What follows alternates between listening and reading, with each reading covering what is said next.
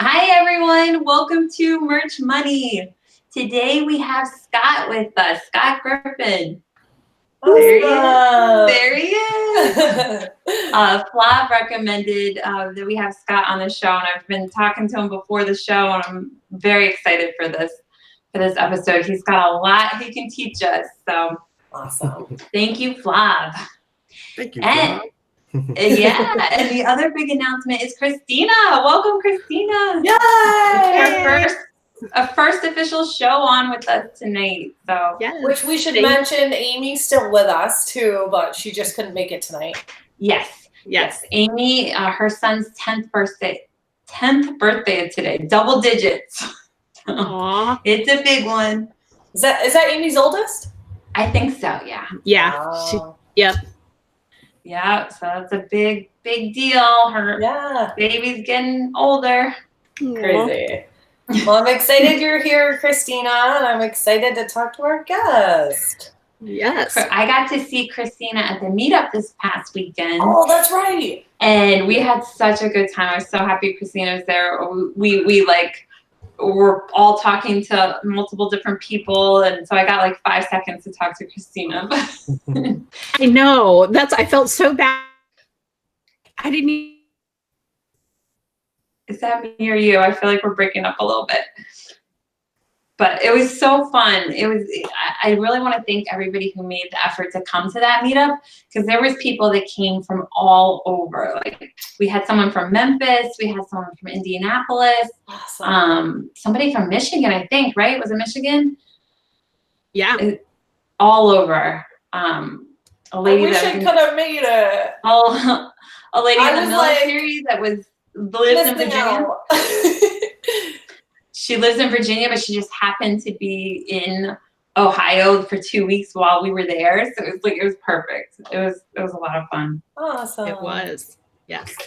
And then I got to go over to Kelly and Dale's house after. They live right in Columbus, and did like a video with them. So that was fun. Awesome. So lots of good stuff. And hopefully more meetups to come, right? Oh my gosh. Christina was like right away, like, oh, I want to have one here. I want to have one there. Right? Yes, absolutely. My husband travels for work a lot, and I was thinking, you know what? Maybe I'll tag along with him and have a bunch of meetups along the way. Yeah. So yeah. What a great idea. I love that. Listen, I'm not going to hate it if someone plans one somewhere like with a beach or something. I know. Come on. You hear, Scott? Wait, where are you at? Florida. What's that? Where are you at? In Florida. Are you? Yeah, just north of Okay. Tampa. Yep. And he plans meetups. He plans the meetups in Florida. They have them every quarter. So Amy Nicholas has gone to some of his meetups, and I told him I want to make it to one. So wow. I think we got to do it. Let's Definitely let us know awesome. the next one you have, and we'll try to make it. We're down. Summertime is coming. Let's do it. Yep. All right. Well, let's go around. Who wants to go first? How about Christina? Okay. Awesome. First go. Yeah. So last week was exciting. Just joining the Merch Money team, and had a good week with all of my print on demand. So ended up tiering up to tier 8,000 last week. So I was pretty excited about that. Yep. Congratulations. And thanks. Yeah. And my Etsy store is picking up steam, and just some exciting stuff over at D4D. So helping out a lot of customers over there, and getting out some new artist packs and all kinds of stuff. So yeah, so it was an awesome week. And then ending the week with the meetup. I'm still recovering from that. My gosh, it was so exhausting, but so awesome and exciting to meet everyone. And yeah, it was really, really a good time. So and that's where Christina and I and Helen all met initially the first time last year. Was at that exact meetup. Exactly. So crazy cool stuff happens when you network. I can't believe we've been around long enough to say things like last year. Our meetup last year. I know. It's especially crazy. in e-com, right? It's crazy. Isn't that like 7 years. It really is. And we saw a lot of the same faces at the meetup again. So it was really nice. And a lot of the people in the meetup are in the chat right now. So Awesome. Stephen Moore is saying Arkansas too. Somebody came from Arkansas. So, Oh, yeah, we, that's right. We had all over. Oh, hi, Ian. Ryan, everybody. All right, so Bree, you want to go? Sure. I am Brianna Moller Greene, co-owner of designfordollars.com. And, oh, geez, what have I been up to? Well, let's see here. We decided, I guess I might as well just tell everyone that our Merch Money website is live. So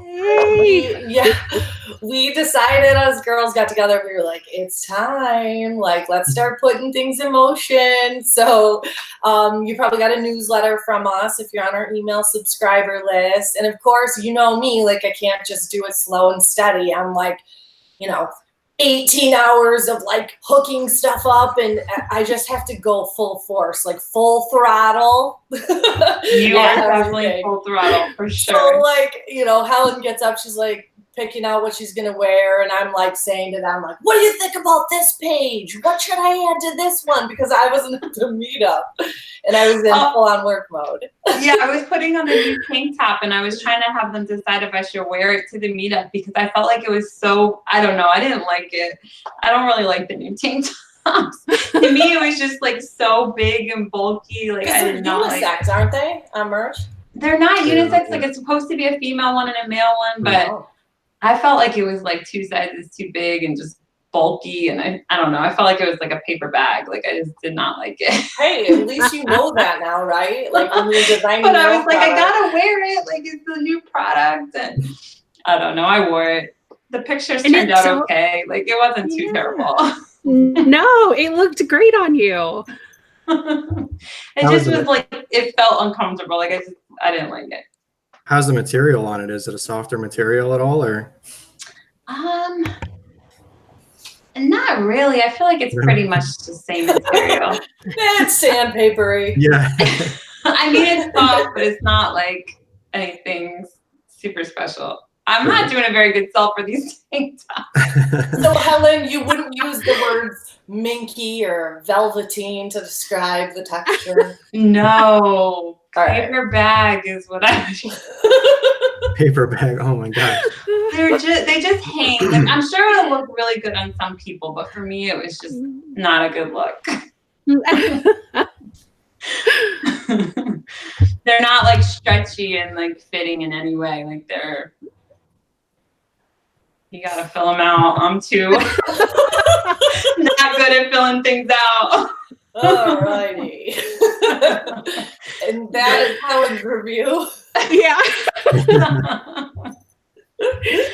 But well, anyway. aside from that, I was trying to think if there's anything else. We've Christina had mentioned exciting stuff coming up over at D4D. So we've got an amazing tool, which is why, like, you know me, I'm always like out there everywhere, and I've been kind of quiet lately. We've just been so busy building and playing. Pushing on the buttons, right? You got to figure out what everything does. So keep your eyes peeled for that. And then you tell people where to go if they're not on the email list, because anybody who signed up like the first 6 months, like if you put your email address in to be in the Facebook group, a lot of those email addresses are not entered. They're just lost. They're not really lost, but they're just like in a folder that's not entered because it's like you had to hand enter them, sort of. Like, I don't know. I didn't do a good job of figuring out an easy way to get the email addresses into an email list because we didn't have an email list. So is there a way that they could sign up to be on the email list? Yeah. Later I can drop an actual link to direct them, but if you guys want to open a tab now, you just find the actual page for Merch Money instead of the group. So just like you normally do, type in Merch Money, you'll find the business page, and the link for signing up for emails is there. But otherwise, one of us can drop the link outside of this live and get you guys a direct link to it. Awesome. And thank you so much, Bree, for doing that. Yeah. I reached out to Brianna and I'm like, we've had the website for 7 or 8 months or maybe more. And we've had all these emails and I haven't done anything with it. So she was so helpful to help me get it going. And well, she got it going, but help our group get it going. Like that's my thing. I like to build. I keep saying that, push buttons and put things together. And so also too, like, you know me, I'm like the massive imperfect action taker. So yeah, it's live, but it's not perfect. So if you guys find dead links or whatever, just let me know, reach out. I try to be a perfectionist, but hey, I'm only human. I'm only part robot. I was gonna say, I don't know that you're not human. Yeah, she has to click the Gumroad thing that says like, "Are you a robot?" And she's always like, "Why do I have to say no to this question?" I get it a lot. I do that. Computer can't keep up with me. So, but yeah, it's been a great week. It's been a fun week. I've been really, really busy. I'm in a lot of different projects, launched a few other brands, working on that tool, working with the Merch Money girls on the site. So it's just, I don't even know what day it is, except thank God we had the show because now I know it's Monday. It does not feel like a Monday. I thank God that I remembered because I went to the meetup Saturday. And it was my sister's graduation the next day. So it was just like family and just busy. And then I drove like 9 hours or so today. And I'm actually at my parents' house. So that's why the background looks different. I'm the oldest of 8 kids. So I have my youngest sister's in high school. So my parents are going out of town this week and they wanted me to stay with her so she wouldn't have to be by herself. So I'm 36 years old, babysitting my youngest sister. That's incredible. Right? I have one brother, 3 years younger, and babysitting him for the limited time it was horrible. Yes. I've done a lot of babysitting in my life, but yeah. Anyway, yeah, and same parents. So I was born when they were in college, and she was born when they were older than that. It's amazing. That is that's crazy. So this week, the big thing was the meetup. I had an amazing time. Met so many people. I met one lady who owns 120 real estate properties. I took her name down. I'm like, I gotta get to know you better. Like, that's incredible. Oh yeah, and she has a full-time job and 4 kids, and she homeschools, and she's an engineer, and she's a pilot, and she's in the Air Force. It was crazy. Yeah. And she's really nice, so it was a lot of fun talking to her. And I think I don't have time sometimes, man. I know. That's brilliant. When I was talking to her, I'm like, you remind me of Brianna, because Brianna has got all these degrees and is a scientist and all this stuff. I'm like, you guys are like twins. Put us in a room together and we'll like build a rocket ship together and be like, exactly. I know, it won't even be a joke. Like, it'll be for real. We'll be like, oh my God, they literally just built a rocket ship. All right. Well, Scott, welcome. Well, Your turn to put you on a spot. Introduce yourself. Yeah, thank you guys for having me. I appreciate it. This is an honor. I appreciate it. Awesome. So yeah, my name is Scott Griffin, and this print on demand world, this is what I do full time. I started out in April of 2016 is when I started merch. I was doing FBA before that, had a business partner doing FBA with natural supplements and vitamins, that kind of thing. And then just got more into the merch world. And I was doing that as a side hustle all the way up until November of 2017. And then I started the full-time print on demand in November 2017. And that's the overall encompassing in a nutshell kind of thing. And then been doing it full-time since then. And the bread and butter comes from Merch by Amazon, and then secondary is Etsy, and then also through Orbit Kit, the distribution through all that. So, and then of course KDP too. You can't leave out KDP. Of course, and all the other platforms. You're like on everything, right? Yeah, well, that's mostly due to Orbit Kit because it pushes out to so many different platforms. It's a one and done type deal. It's awesome. And now they just integrated with Printful, And I have yet to test that out and play with that. So I'm super excited about that and seeing how all that's going to work out. I know it. So. All right. Well, Bree, want to ask him anything about FBA? Bree and I both did FBA, so we know all about that. What got you started in doing FBA? So previous company I had worked for, that was kind of what they were doing. They were sourcing in China. He would go over to the fairs over in China, source products that we thought would do well over here. We'd bring them here and we'd put them on, eBay and also Amazon through FBA or through Merchant Fulfilled, which just kind of test the market. Then we would develop brands off of that. That's kind of where I got the concept of doing that. And then one of my friends had another friend and then partnered up with him in doing all natural supplements and vitamins, that kind of thing, private label.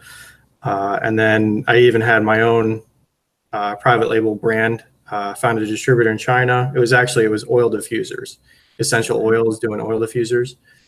Developed my own brand, did all that. And it was just crazy competitive on Amazon with essential oils and oil diffusers. So I pretty much broke even with that. And it was just spending too much money on trying to even remotely rank for anything.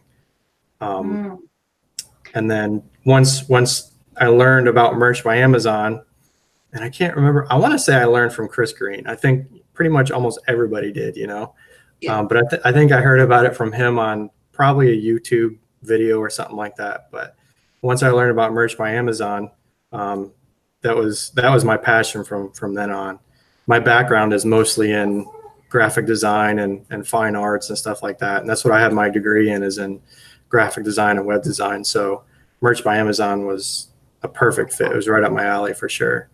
So did you have a prior career or something in the design field that lends itself well to what you have to do now with print on demand, or or what you did before Amazon? Is that completely different from now what you're doing on merch? I didn't know if they were connected in any way. Yeah, they were. So I've been a designer since roughly 2002. So in graphic design, web design. And then got more involved with e-commerce in roughly 2007, 2008. So just being in that world, the e-commerce world, graphic design world, web design world, everything just, all those years, everything just flowed and it all just fit and everything just connected the dots, so to speak. So it all just worked. Yeah. And being able to do this at home, I've got 2 young kids, a 4-year-old and a 6-year-old boy and girl. So being able to have, we like to say the freedom, although, we're flexible with our time. We're still working crazy hours, but we're just more flexible with our time, but be able to have that freedom to be able to do those kind of things and spend time with the family, with the kids, and work from home and have that luxury, so to speak. It's awesome. It was a life changer, with money received from merch. I was able to purchase a home and all that kind of stuff. So it's been life-changing all the way around. It's awesome.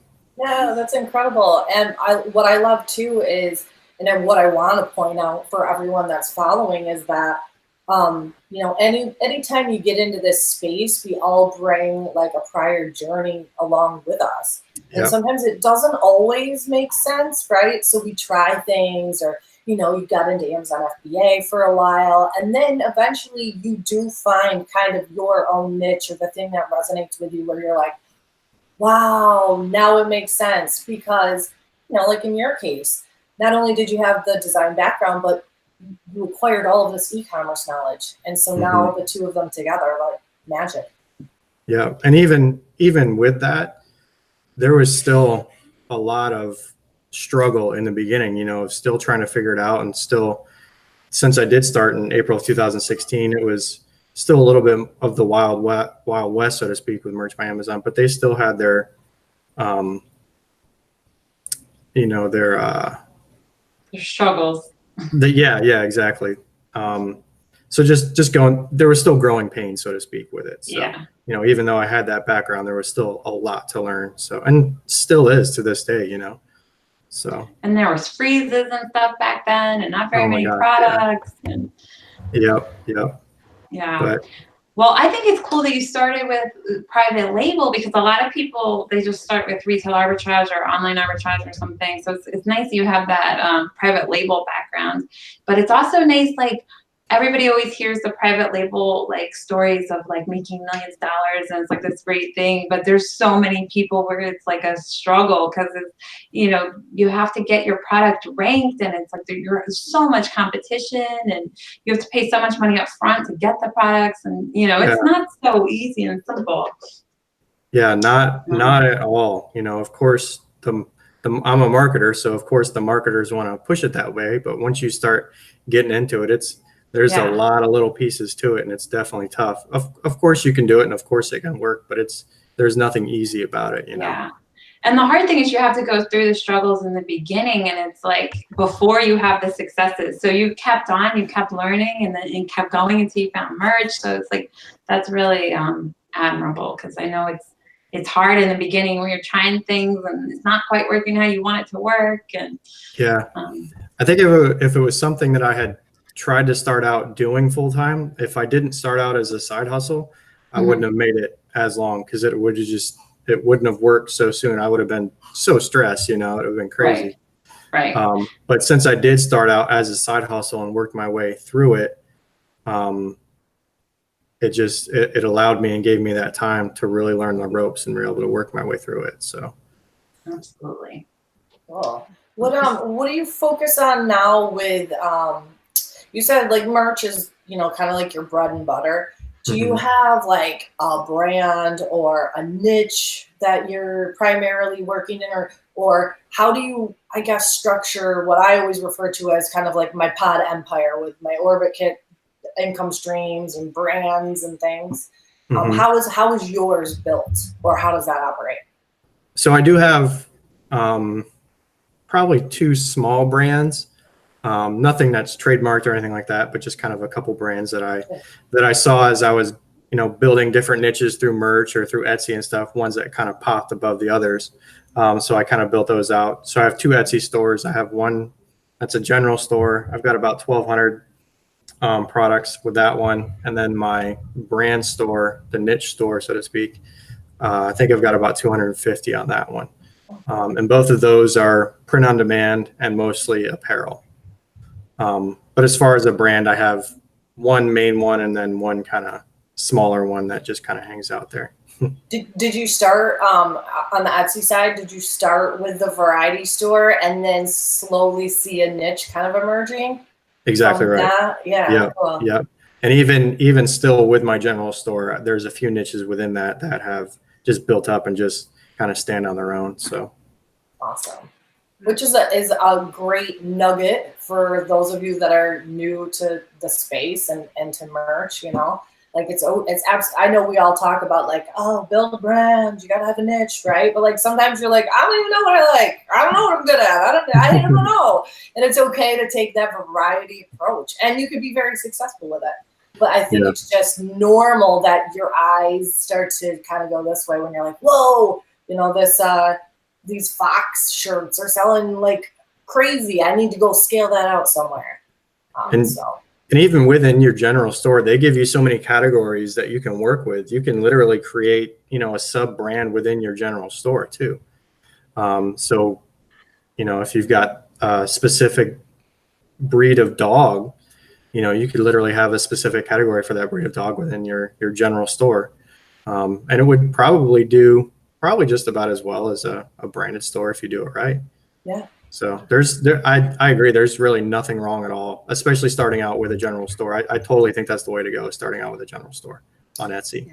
And would you say too, and I keep referring to those that are new, because it just seems like there's a lot of people entering the space, you know, and sometimes get a little frustrated with the merch tiers. Would you say that Etsy is probably the way to go, you know, if they're looking to scale this thing out even more?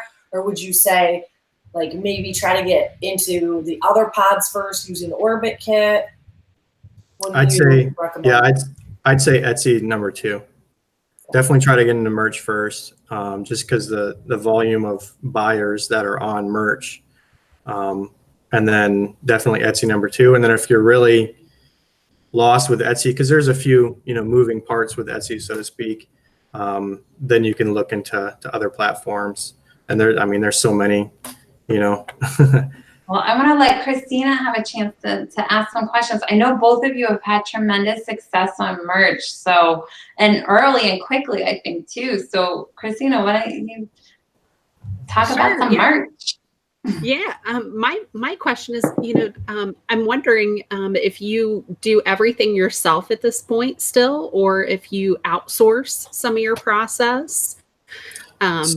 So I did have a full team. I had an illustrator, I had 2 designers, I had a writer, and then kind of a part-time designer. But roughly a month or 2 ago, I actually just dissolved the entire team. So now it's myself again. Yeah.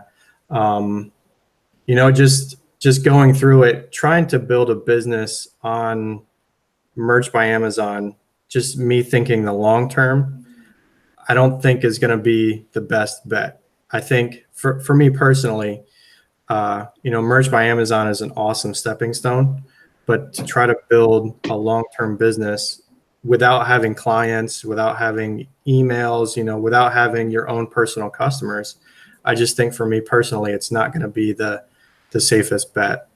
So with that, I had the full team and rocking and rolling and everything going. So now I'm back to solo, which was really perfect timing now that we've got the multi-upload tool, which is, and tying that in with Merch Wizard, it makes loading a breeze, and it's been phenomenal these past couple of weeks.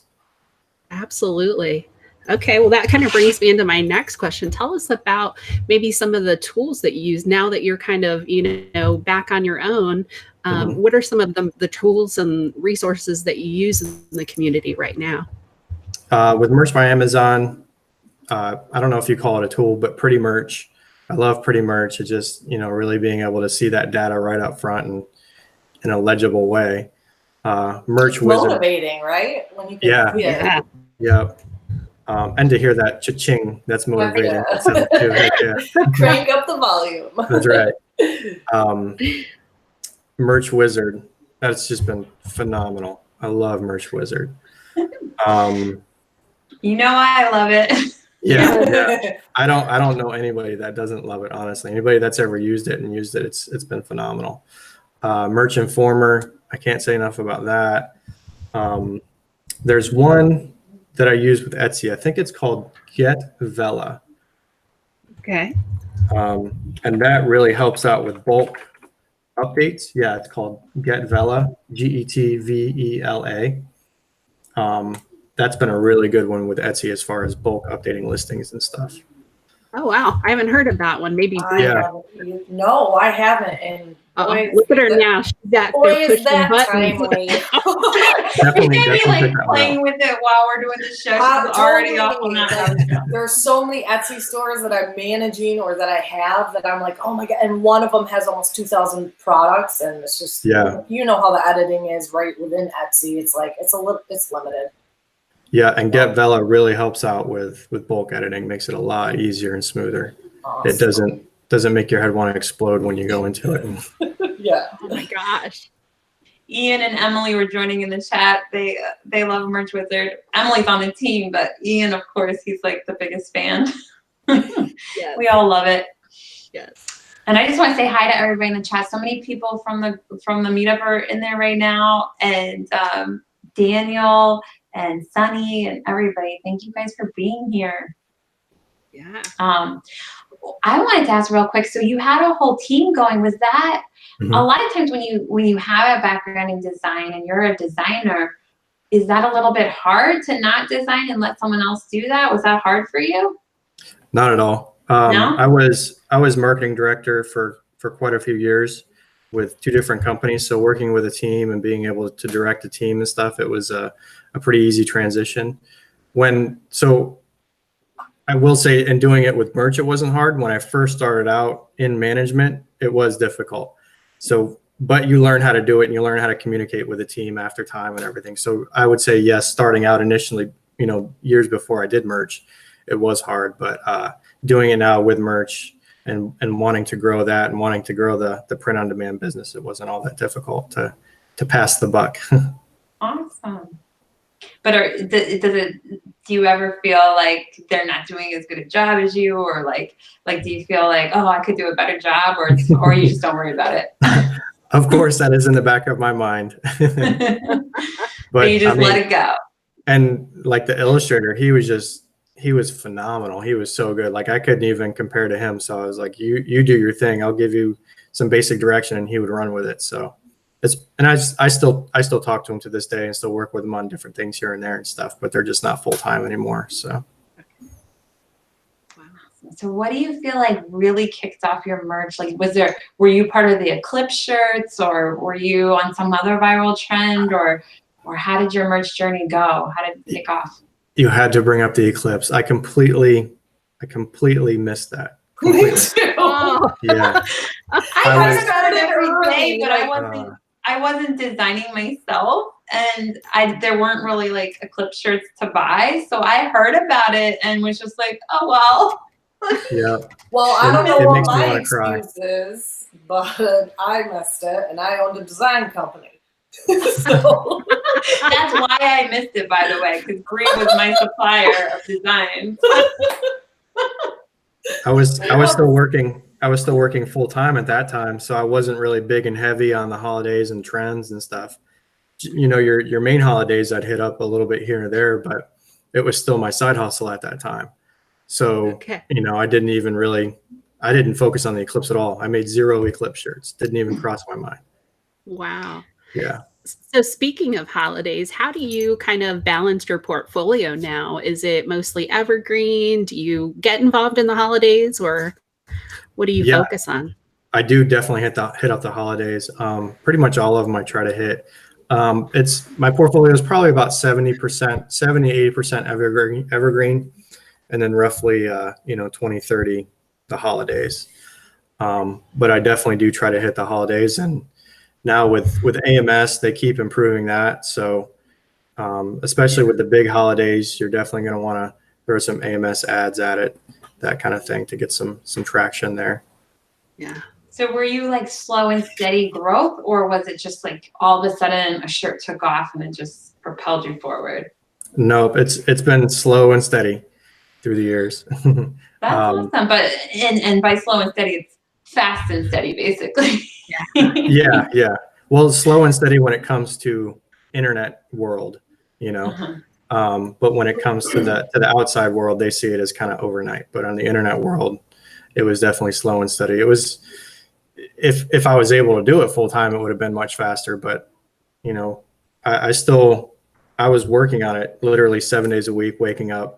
I'm an early riser, so waking up 4:30, 5 o'clock in the morning before the family gets up, and just grinding on it day in and day out, and just getting it done. But it was definitely a slow and steady, especially before they had to where you could upload 1,000 a day, where you could literally only upload a few a day and stuff. Yeah, because those early tiers, it takes a while. So you said you were still doing FBA in the early tiers, right? I still had my private label doing it.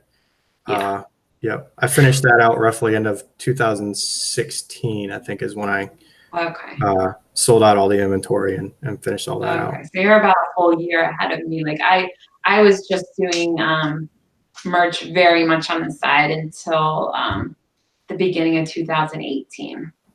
And actually, when you think about it, in 2016, I was doing FBA and merch by Amazon and working full time. Wow. So I was doing all that. That's a lot. And that's what it takes. That's what a lot of people don't see and realize. They see big numbers and all this kind of stuff, but there is a lot of time and a lot of hours and a lot of focus that goes into that. A lot of research, a lot of design, especially when you're doing it all yourself initially. There is nothing easy about it. Yeah, there's nothing easy about it. And like you said, like it's just, you were able to overcome so many things. Like some things didn't work out, some things did, and you just kept pushing through. And that's what it takes. Yep. You got a question. Let's see. It says, question for Scott. Does he have any advice on finding best places to promote for free? Pinterest, Reddit, etc. Or what is his promotion strategy in general? Good question, Victoria. That is a good question. To promote for free. I'd say if it's a specific niche, getting involved with Facebook groups, that can definitely be a good way. You're going to want to ease your way into that, though. You're not going to want to spam the group or anything like that. You've of course got to get friendly with the admins, and you've got to make it a value for them. You don't want to spam it in any ways, but Facebook groups can definitely be a good way for free. I would almost say too, like, I mean, when you don't have the money for the ad spend, then you have to spend time, right? Yeah. So, like, a perfect example in what you just said is when people ask about, free strategies. Well, you can't just go in, like Scott just said, and drop a link in the group and be like, hey, buy my stuff, because you're going to be gone. You have to put that time in to foster the relationship and get to know the admins and set up some sort of an either business relationship or friendship or something to make it okay to use their audience. So that's one thing to keep in mind. You just spend your time instead of your money. There's also, taking it offline, like Mike Gall does with local merch. Whether you go to your local organizations and see if they need shirts, you go to your local businesses, see if they need stuff. So there's that aspect of it too. You could even have you tried that? I have, yeah. When Mike first started coming out with it, I'm like, man, that's pretty cool. I'm not really a door-to-door sales guy or anything, but I'll go out there and try to do it. And I'll tell you what, that is nerve-wracking to walk into those businesses cold and uncalled or anything like that, to go in there and try to sell it. Man, that takes some nerves of steel. But I went to about 20 different businesses or so, and I'm like, yeah, this isn't really for me. So good for you for going to 20 though, because a lot of people go to one and then they're like, okay, I'm never doing that again. Yeah, and to try to come up with a script and to try to explain the process to them and how it can work for their business. It's a different business model in itself. So it was definitely tough. I was going to ask you if you found with that local, with those 20 visits that you made, if one of the things immediately that they had a hard time with was wrapping their mind around just some simple terminology. Yep. That's kind of what I found. It was almost like I had to describe it to, like in my head, like an alien, right? Like someone that would have no concept whatsoever, because we're coming from the e-commerce world where we're like throwing the print on demand merch around very easily. Yeah. So I think that's something to keep in mind with local. They're like, what? When you say print on demand, they have no idea. That's right. Yep. Yeah. So your marketing strategy is AMS. Is that what you mainly do now, or what do you mainly do? Yeah, definitely within the platform for Amazon, AMS all the way. And then Etsy within their advertising that they offer, just within Etsy all the way.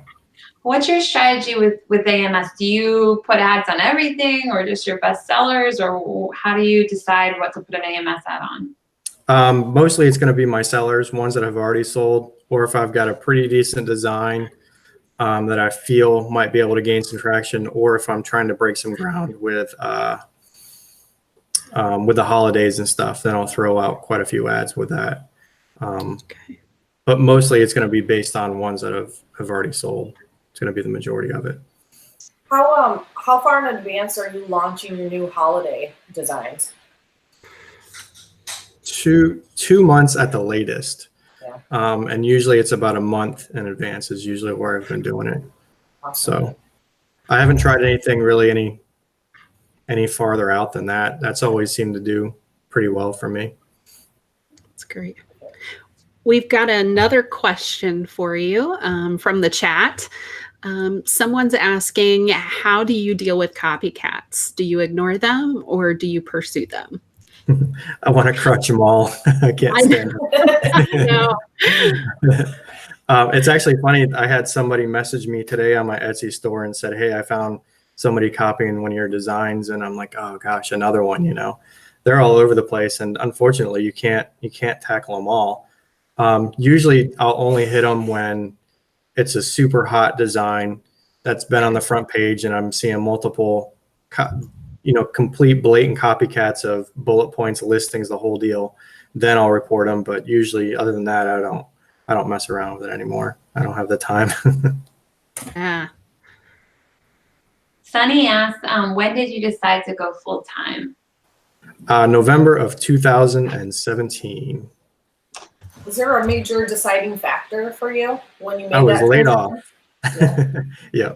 And then Yeah. you decided, like, I'm going to Perfect. just do it. It was probably perfect timing for you. You know what? Honestly, it was. I was mentally ready for it. I'm like, you know what? Now or never. Let's do this. I built it up. We're coming into Q4. Let's rock and roll and try this and do this. Yeah, it's kind of like, So, this is what you're handed to deal with, and it's a good time. Yep. Cool. Yep. That's amazing that you had already built up that side income and everything, like side hustle. I was going to say, would you advise people moving forward to do it that way too? Like, don't just be like, done with my job, going to be a merch by Amazon entrepreneur. Like, do it as a side hustle and make sure you're making some money before you. Absolutely. Yeah. You don't want to, I mean, for me personally, when it comes to this kind of stuff, I've got, a family to support and that kind of thing. So you definitely got to weigh out, if you're single and living on your own or still living at home and stuff, then, you can take those kind of risks, but, you've got to weigh out your options. You don't want to leave yourself hanging. But I think by far starting out as a side hustle is totally the way to go. Yeah. How do you manage your time each week? Like, do you have kind of a pattern that you've gotten into, like a routine where, every Monday you do this and Tuesday, Wednesday you do this, or is it just random? I do. I use Google Calendar, and then I call some people call it time chunking. So I break out my times and chunk it. I don't do entire days for a certain type of thing. So I'll do, half a day designing, half a day researching or something like that. Or sometimes I'll break it out into thirds or quarters or whatever. But Google Calendar and chunking out my time is cool. How I do it. Yeah. So. Are you flexible too with those time chunks? I know you said that you have two little ones. I have a 6-year-old daughter. And we're both home, my husband and I, and so we kind of do the same thing with the time chunks, but they're like flexible time chunks. Like, let's run like shift to 5 hours later, but it's still like has to be done. But there is that flexibility of she's in bed right now, right? And so we have hours to maybe knock out those things that we didn't get done. Yeah, for sure. You definitely have to keep it flexible. I've tried to be very rigid with it at times, and you're just going to stress yourself out because as soon as it breaks something, it's going to stress you out, so there's no need to be super flexible with it unless, and especially with this print on demand, you're not dealing a lot of time, you're not offering a service. So you don't have super tight deadlines where, you're building this full infrastructure for somebody and it's got to be done by this date, so deadlines are a little bit flexible with things. And so I think with that, your time can be definitely a little bit flexible. There's no need to completely stress yourself out and try to meet every single deadline every single day. But at the same time, it's good you're setting deadlines because sometimes I've gone the other direction where it's just like you feel like you're working all day and then you're like, well, what did I get done today? Like, did I really do a full day's work? It's like, I don't know. It's nice to have those deadlines and those things in place. Keep you going. Kind of on that note, one big factor is to focus and stay focused, especially if you're going to do it as a side hustle. We mentioned, so many different platforms, and there's a ton of different platforms with print on demand. But if you're going to start out doing this as a side hustle, just focus on one platform and try to just crush that platform, own that platform, and then think about taking it to the next one, especially if you're doing it as a side hustle, because your time is so limited anyways. So it's going to be best for you to focus on one, master that one, then move on to the next one. Okay. I fully agree with that, because once you have the designs and you have everything, like the titles and keywords, it's so much easier to put it on other platforms later, like all at once, especially now with Merch Wizard, like an Orbit kit, it's like so easy. So I did the same thing. I just focused on merch for a long time. I mean, I'm only just now getting into all the other platforms. Right. And that's essentially what I did. I didn't start Etsy until fourth quarter in 2017, just a few months. Probably September 2017 is when I started. So I was just doing merch for that entire time before I even looked at anything else. So wow. Lots of questions. The chat is good today. Let's do Stephen Moore. Question: will you have your own site in the future, Shopify or WooCommerce? I have my own site. It's a Shopify store. I recommend. I haven't done a whole lot with WooCommerce, but a lot of places that I see, in my own personal preference, is by far Shopify. They just make it so easy. I know some people that have had success with WooCommerce and stuff, but the majority, the consensus seems to be Shopify. So that would be my preference, Shopify. You seem to have a better, well, maybe because I use Shopify so much as well, but their app collection just seems easier to use and of more variety and longer. A longer list of apps. And so, go ahead.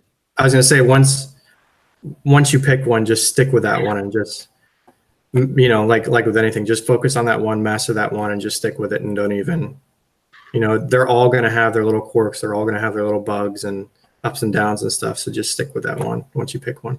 Totally, or you spend your time just redoing and moving and redoing. Oh, it'll be better on this one. No, it won't. Just stick where you are. In the e-commerce world, in the print-on-demand world, the shiny object syndrome will be the absolute death of you. I promise you, because there are so many different tools and tips and tricks coming out constantly, and you just have to stay in your lane and stay focused. Yeah, like supervised playtime. Like take an hour. But who's supervising you, Brianna? Nobody's supervising you. She has unsupervised playtime. I know. I'm not in control.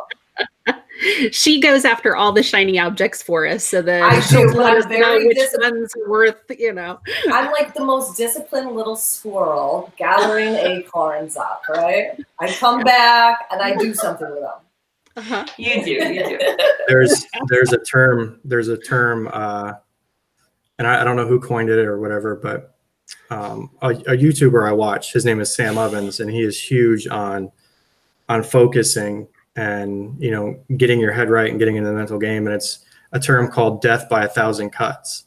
And it's not, especially when it comes to business and everything, it's not usually one thing that's gonna take you out. It's gonna be death by 1,000 cuts, whether you're on Facebook or on other social platforms there, chasing this shiny object and stuff. It's usually going to be all the little things that add up is what's going to hurt you in the long run.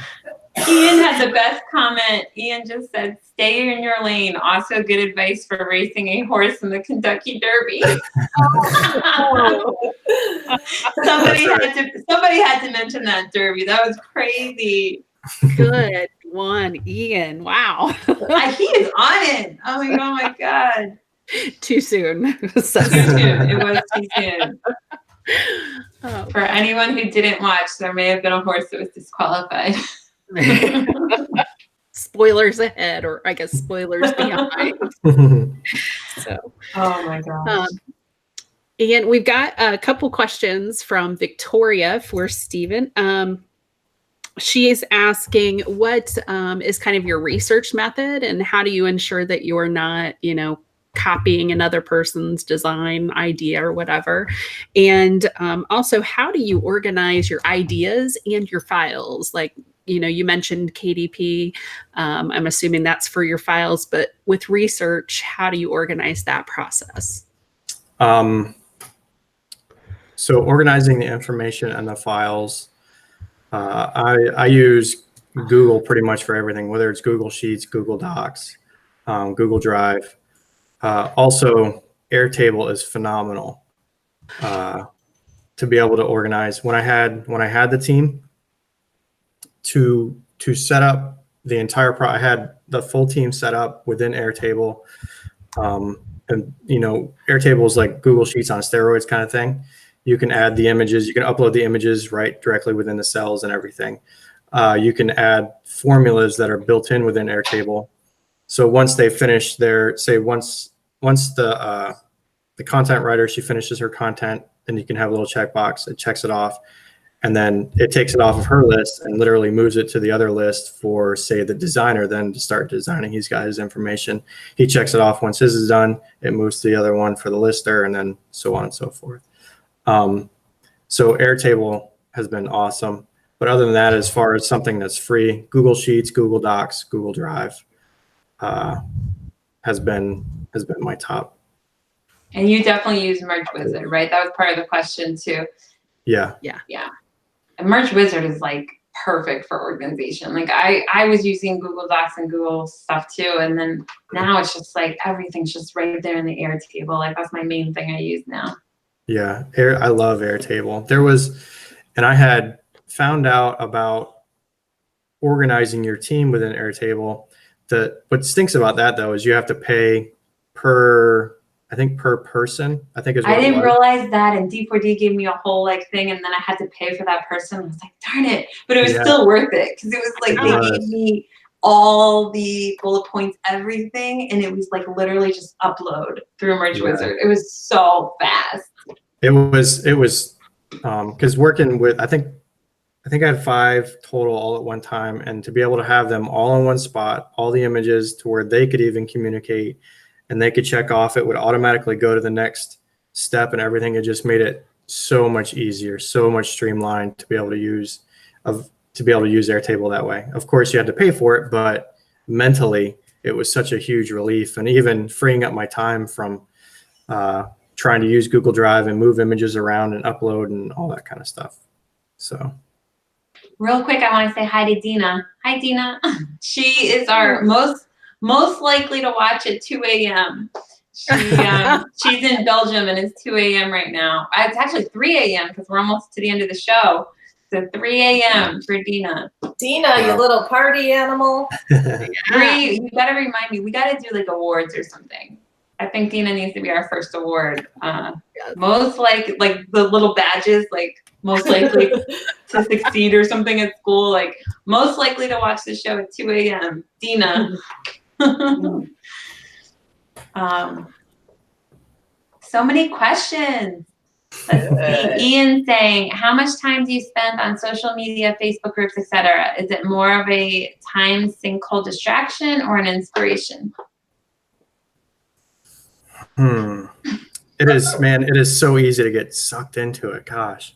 So I'll say when I'm working on my desktop, it's an inspiration. But when I'm on my phone, on my app, it is a time suck, and it gets so easy to scroll through and start flipping through and seeing stuff. So I'm going to say a little bit of both, but I try not to let it be such a time suck. Do you have to like micromanage yourself and put yourself on a schedule for Facebook time? At times I do, yeah. Yeah. I've been known to have to do that too. I turned off the notifications on my phone, so I have to like open the app to see if I have notifications. Yeah, that didn't stop me. It didn't stop me, but it slows me down at least. Like if something pops up, it's like catches my eye. So it's like at least, I don't know. It helps a little bit. Yeah, I have to put mine face down so that nothing lights up. Yeah, I'm like, I saw something out of the corner of my eye over there. Yeah. So, all right, this went so fast. I mean, we already went through the whole hour. I feel like we just like finished introductions. Like, I feel like there's so much I wanted to ask you because you already got over 100K. You're at tier. What are you at? 50K tier? No, 18K. Oh, 18K. I don't know where I got 50K. Okay, so 18K, but you've sold, how many shirts have you sold? I have to look. I think 25,000, I think. 25,000, okay. Yeah. So I mean, it really is, I guess, just like steady growth. Like, so you never had, Really? because I've never really had like anything that just was like some kind of viral shirt or anything. Like mine, I have shirts that sell well, and I have shirts that sell like every so often. So I have that mix, but I don't have anything that's like just amazing. So was yours like that, where it's just kind of like all your shirts do well, but you don't have anything that was like insane? I'd love to say all my shirts do well, but it's, you know, it's crazy. The ones that you think would do well don't really do well. And then the ones that you think like, I'll throw that one up, they end up selling like right away. You know, it's pretty crazy how that works. I've had small bursts with a couple designs here or there, but nothing completely viral. That's really interesting, and that's really inspiring, because I think in some ways that keeps you going more, because I think some people, like, they hit the eclipse or they hit some kind of, I don't know, some kind of trend that just hit #1 or something, and then it's hard for them to get motivated again, because then it's like all of a sudden they go back to just like a few sales a day, and it just, I don't know, a lot of those people end up burning out or getting frustrated because they never get that again. And they're not used to the like every day just grinding through. I think that's a common misconception though, right? Like everybody sees I always call it the lottery winner. And it's not, you know, obviously if you made a great design and it took off, that's awesome. But you probably had some sort of a skill that contributed to that. And a lot of people watching, I think sometimes, you know, we glorify the great stories where something took off. But I think the reality of the situation is it's a slow grind. And if you learn and you keep applying what you learn, you keep scaling at a steady pace, that can become better and better over time and more stable, rather than your one giant spike and like you have no idea how you just created that, right? And now you have to replicate that success somehow. Yeah. My giant spikes are Q4. Yeah. And if you haven't been through Q4, man, you've got to at least stick it out for you've at least got to stick it out for a Q4. Q4 is what it's all about. Yes. Absolutely. Do you have a goal this year, like a big goal that you want to achieve by the end of this year? I've got not really a big goal, you know, micro goals and that kind of thing, but not really a big goal. Just trying to, probably this past month and a half, 2 months, just trying to really figure out, you know, like how I said, how I'm using merch or print on demand in general as kind of a stepping stone. Just trying to really think through of how I want to take it either this to the next level of e-commerce print on demand, or, you know, I've got a pretty diverse marketing, advertising, design background. If I want to do something more service-based and more one-on-one, you know, just trying to really think through that at the same time as growing my print on demand. So, and that's, you know, another thing, that's what's awesome about this is, you know, you've got options and opportunities, and the opportunities are absolutely endless when it comes to this kind of stuff. Awesome. Yeah, so it sounds like you might be pivoting. Like as entrepreneurs, that's a good thing. Like we can always pivot and do new things. So you've had such a big focus on merch and print on demand platforms. Are you thinking you're going to focus more on your Shopify store now, or are you thinking something maybe totally different, or you're just not sure yet? Just not 100% sure. I'm honestly thinking more service based, but you know, that's. And what do you mean by that? Like, would you be designing specifically for someone, or something like a completely different industry? Or consulting? Consulting, marketing agency type thing, and then eventually moving to a consulting type role, something like that. Yeah. And that's what's cool about this industry too, is like as you're perfecting your own business and your own craft and acquiring new skills and finding things that you're really good at, you can always share that with others and consult and teach. And, you know, like Scott, you just pointed out, there's just so many different ways that you can quote merch or do pod.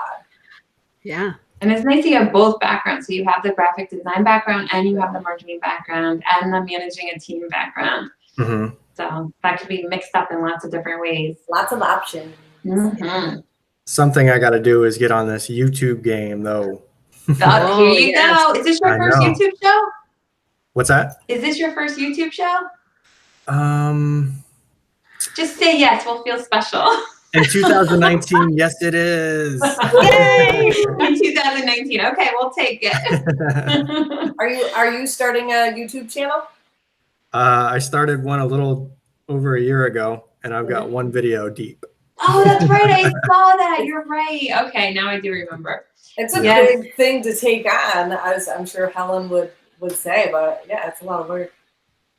I've got lots of ideas for videos, and I can, I could totally do it, but Awesome. it's where do I want to put my time and focus and energy, and do I want to build a personal brand along with it? There's another option. I think one thing is it'll feel like you might feel like, oh, well, if I pick a YouTube channel and I talk about merch, I'm going to be stuck with merch, and I want to be talking about all kinds of things and marketing and stuff.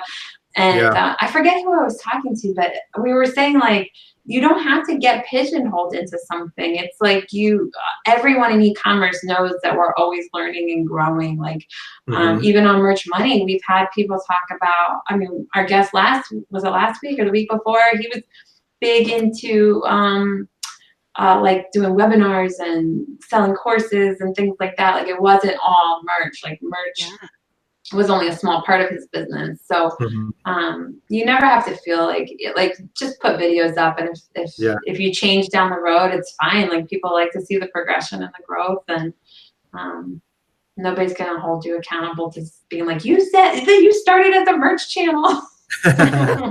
Well, and you know what? Like, I think the easiest way for me to start, because I don't have like a show other than with the girls on my own channel, was just to like do some massively imperfect video of like how-tos, right? Like, people would always ask me, like, how do you design this, or how do you put this together? How do you even just recording my screen? It doesn't even have to be you, and just showing them those things, and it's amazing how just like putting one piece of content on your schedule once a month, and then maybe once a week, and then next thing you know, you have a whole library of videos out there. Yeah. Yep. Yeah, I very rarely do stuff on my own channel, and I think I'm up to like 18 videos or something, like, and I feel like I've never done a video. Like, it's just they add up, because it's like somebody will ask me a question and I'll just do a video on it or something, and eventually I'll probably do more videos on there, but any little thing. Yep. So Cool. Well, it's so exciting, and it's so fun to see your growth and everything, and thank you for sharing all of your knowledge with all of us. Yeah, for sure. Thank you for having me. I appreciate it. Yeah. Is there anything that you wanted to talk about that we haven't covered yet? KDP is awesome. Get on those journals, especially if you've already got a decent portfolio of t-shirt designs. Just transfer them over journals and get on KDP. KDP is awesome. Awesome. So that's a really good thing, because I have one notebook up. That's it. So it's on my list, especially with KDP Wizard now. It's like, okay, I got to really, and especially talking to Dale and Kelly this past weekend, I'm like all fired up to do KDP journals this week. So what is your advice when you have merch t-shirts? Like, do you just have it like a black notebook with like a white design on the front, or like, what do you do? So the majority of them are actually like that. They're simple covers with just my t-shirt design. Okay. And then if the design is just an illustration, I'll have any text, and I'll put some text on the cover and stuff. But the majority of them are just literally the t-shirt design with a simple background. And then the insides of them are no content, just lined journals. Which, when you think about it, makes total sense, right? Because we're taking designs, we're applying them to pop sockets and V-necks, t-shirts, and why not a journal too? I haven't even done specific research for KDP. I've got roughly 850 journals up, and all of them have just been t-shirt designs that I've just transferred over to KDP. That's so great. And they never come off, and that you don't have tier limits. So speaking of, like, in the beginning when we were saying, what to focus on if you're stuck in a low tier in merch, I mean, you can do KDP. There's so many options. That's a good point. Yep. So, and Teresa joined. Hi, Teresa. She had wanted to come to the meetup this weekend and ended up getting sick. So I'm so sorry, Teresa. She was there last year. Yep. I hope you're feeling better. And everybody's excited to see Christina on the show today. You did such a good job, Christina. Yeah, How does you it did. feel? Thanks. Good. Good. I realized that I need to put the lights on though before I go on the show.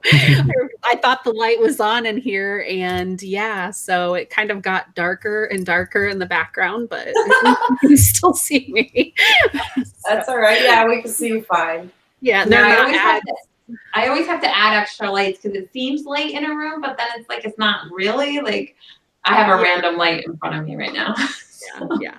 At least I don't have ads going across my face. Oh my gosh, I told everybody at the meetup how like I just randomly decided like this needed to happen and we needed to have this YouTube show, and I didn't know anyone and I didn't know how to do a YouTube channel. So I was like, oh well, and I just started messaging people thinking like I'd have to message a whole bunch of people until someone would say yes. Nope, everybody started saying yes. And then I'm like, oh darn, now I need to learn how to do a YouTube channel. And I was telling them that I, for some reason, thought I don't know, I read something about how you could turn your phone into a webcam, and I tried it, and it was like a paid app or something.